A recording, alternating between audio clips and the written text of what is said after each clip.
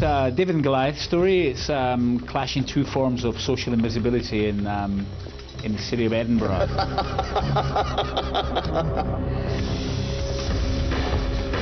The two central characters, the bankers, Alistair and Jamie, are very different. Alistair's a man who's very at ease with himself. You know, he has a kind of deep-rooted malevolence for the world. He's somewhat misanthropic. Let's list the things that we hate.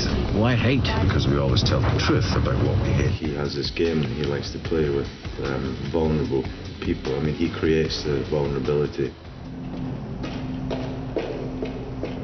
Sean?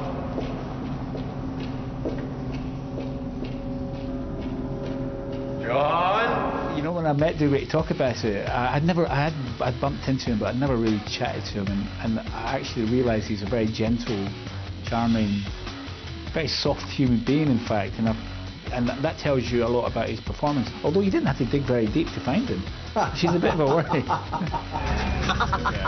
Certainly, I wanted to highlight something that enraged me. I work with young kids whose parents are either heroin addicts or alcoholic.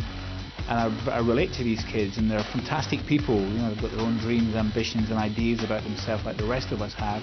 But somehow or other, they've been forgotten. So I was enraged by that, and I wanted to do something about it. But I didn't want to do it in a kind of, in the way that's normally done in British cinema, kind of social realist way. I wanted to do it as a genre film, a chase movie. So I clashed them together.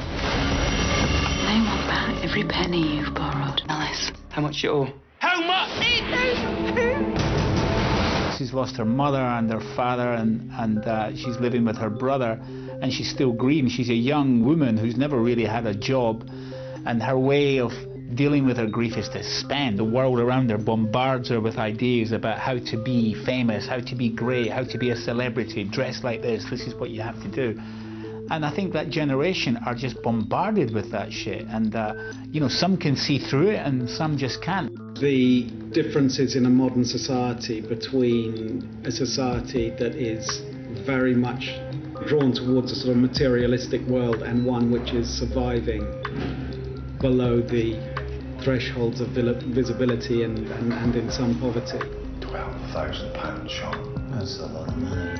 Could clear a lot of debt, get someone out of trouble. It starts out as being quite an innocent, fun game. They find this young kid, Sean, and basically what they do is they offer him £12,000 if you can avoid them for 12 hours. So it's like a cat and mouse kind of hide and seek game. So it kind of gets darker and darker, and the game becomes more serious and more serious, and it gets very violent. But he pushes the wrong kid, and this character, Sean, played by James Anthony Pearson, is ripe, he's ready.